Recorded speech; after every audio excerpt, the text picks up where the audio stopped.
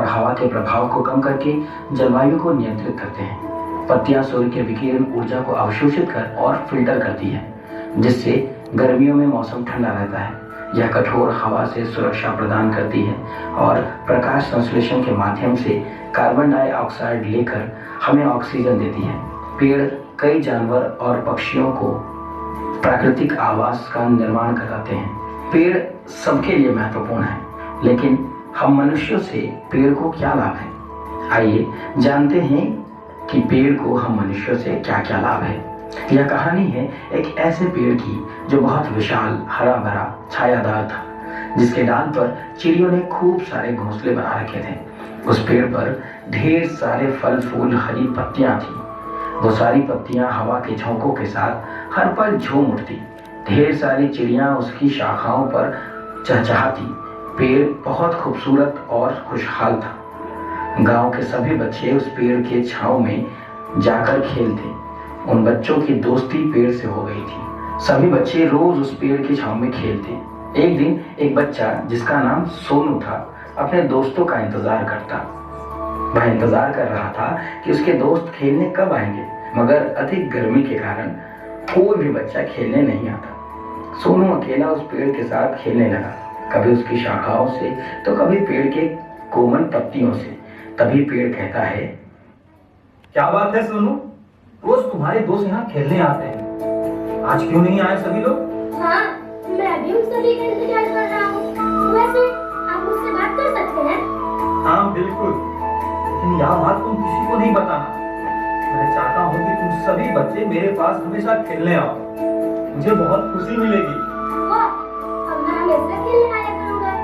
क्या मैं आपके पत्तों और फूलों को इकट्ठा कर सकता हूँ? बिल्कुल, तुम जो चाहो करो, जैसे मन वैसे खेल सकते हो। ठीक है। पत्तों और फूलों को इकट्ठा कर उससे माला बनाता और वो जंगल के राजा का खेल खेलता। वह पेड़ के तनों पर चढ़ता, उसकी शाखाओं से झूलता और कहता, सुनो सुनो सुनो, गाँव वासियों सुनो, मैं हूँ इस गाँव का नया राजा और तुम सब मेरी प्रजा। तुम लोगों को मेरी बात माननी पड़ेगी। तुम तो सचमुच राजा लग रहे हो। मेरे फूलों का तुमने सही उपयोग किया है। अच्छा, मुझे भी मजा आ गया। मैं यहाँ रोज आया करूँगा, और मैं अभी जा रहा हूँ, शाम हो गई है ना। पेड़ बहुत खुश था और सोनू रोज उस पेड़ के पास खेलने जाता है। जब वह थक जाता है तो पेड़ की छांव में सो जाता है। सोनू भी पेड़ से बहुत प्यार करता था। समय बीतता गया और सोनू बड़ा हो गया। एक दिन जब सोनू पेड़ के पास आया तो पेड़ ने कहा, बेटा, आओ मेरे तने पर चढ़ो और मेरी डालों से झूलो, मेरे फल खाओ और मेरी छांव में खेलो और खुश रहो। अरे, अब मैं बड़ा हो गया हूँ। अब मेरी उम्र पेड़ पर चढ़ने और खेलने की नहीं रह गई। मैं अब अलग अलग चीजें खरीदकर मजा करना चाहता हूँ। मुझे कुछ पैसे चाहिए, क्या तुम मुझे दे सकते हो? पैसे तो मेरे पास नहीं है, मेरे पास फूल है। तुम चाहो तो ये फूल तोड़कर माला बनाओ और इन्हें बेचकर पैसे कमाओ, तुम्हारी इच्छा पूरी हो जाएगी। अच्छा ठीक है। लड़का सारे फूलों का माला बनाता है और दूर शहर में बेचने चला जाता है। अब पेड़ अपने आप को अकेला महसूस करने लगा। पेड़ दुखी हुआ। फिर जब एक दिन सोनू वापस आया तो पेड़ खुशी से झूम उठा और कहने लगा,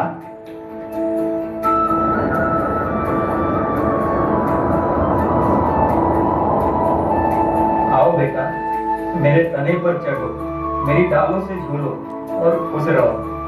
अब मुझे पेड़ों पर चढ़ने की इच्छा नहीं है, मुझे पैसों की जरूरत है, लेकिन मैं फूलों की माला बनाना नहीं चाहता। माला बनाने में खूब मेहनत लगता है और कई बार तो मेरे हाथों में सुई चुभ जाती है, इसके कारण मैं माला बनाना नहीं चाहता हूँ। ऐसी बात है तो तुम मेरी एक बात मानो, मेरे सेब तोड़ लो और इन्हें शहर जाकर बेच दो, इससे तुम्हें पैसे मिल जाएंगे और तुम खुश हो जाओगे।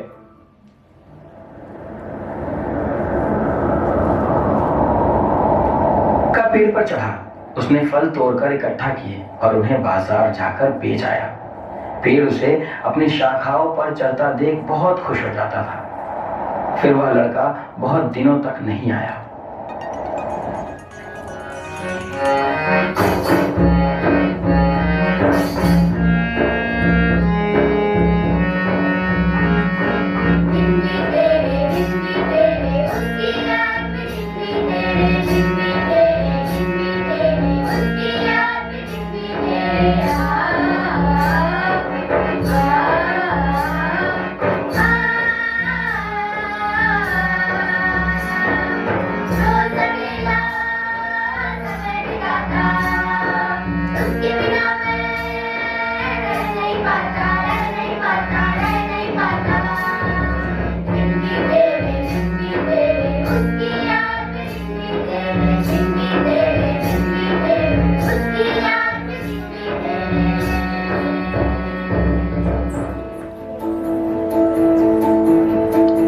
अरे सोनू बेटा, बहुत दिनों बाद आए।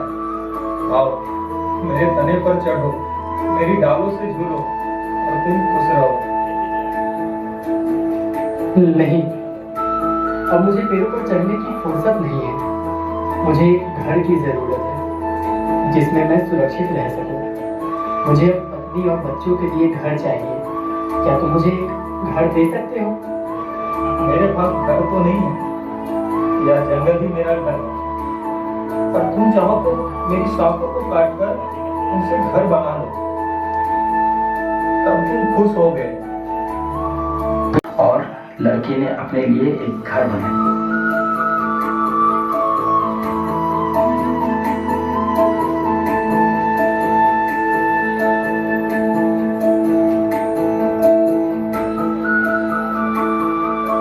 पेड़ अब भी बहुत खुश था, परंतु लड़का बहुत दिनों तक वापस नहीं आया। और जब वह आया तो पेड़ इतना खुश हुआ कि उससे बोलते ही नहीं बना, क्योंकि वह लड़का बहुत सालों बाद आया है। आओ बेटा, आओ आओ और मेरी डालों से तुम खेलो। मैं बहुत दुखी हूँ और मेरी उम्र खेलने की नहीं रह गई। मुझे नाव चाहिए जो मुझे 7 समुंदर पार ले जाए। क्या तुम मुझे एक नाव दे सकते हो? मेरा तना काट लो और तुम एक नाव बना लो, तब तुम समुद्र पार कर सकते हो और खुश हो सकते हो तुम। ओहो, तुम बहुत अच्छे हो। अब लड़के ने पेड़ का तना काटा और उसकी नाव बनाकर समुद्र पार करने गया। पेड़ अब भी खुश था, पर सचमुच नहीं। लड़का जाते जाते कहता, पेड़, कब तक तुम दूसरों के बारे में सोचोगे? थोड़ा अपने बारे में भी सोचना। यह कहकर पत्नी बच्चा समुद्र में घूमते हैं।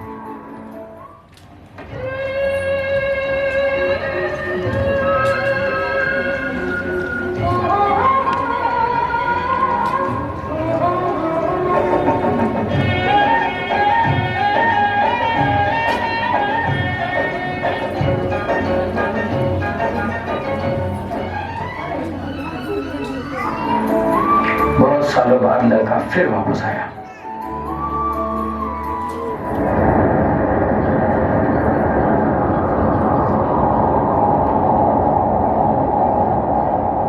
माफ करना बेटा, अब मेरे पास तुम्हें देने के लिए कुछ भी नहीं बचा है।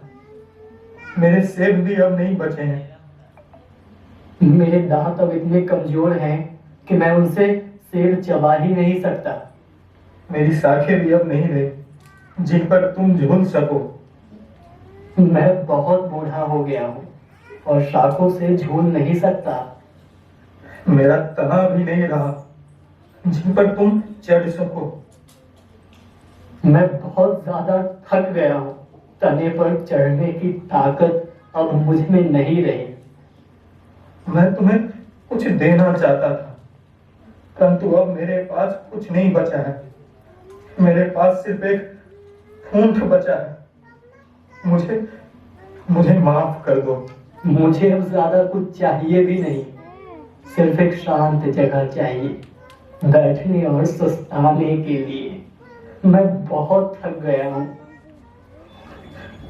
आओ आओ बेटा, मेरे फूंट पर बैठ जाओ। आराम करो। मुझे माफ कर दो। जीवन भर मैंने अपनी इच्छा पूरी की, बिना तुम्हारी परवाह किए हुए। मैं केवल अपने बारे में सोचता रहा। तुमने एक बार भी अपनी चिंता नहीं की, ना अपने जीवन की चिंता की, और फिर भी तुम खुश हो। और अपने जीवन से, और मैं अपने जीवन से थक चुका हूँ। मुझे फिर से बच्चा बनना है, ताकि मैं फिर से हंसने खेलने लगूं। कोई बात नहीं बेटा, मैं तुमसे प्यार करता हूँ। आओ और यहीं बैठो, तुम्हें शांति मिलेगी।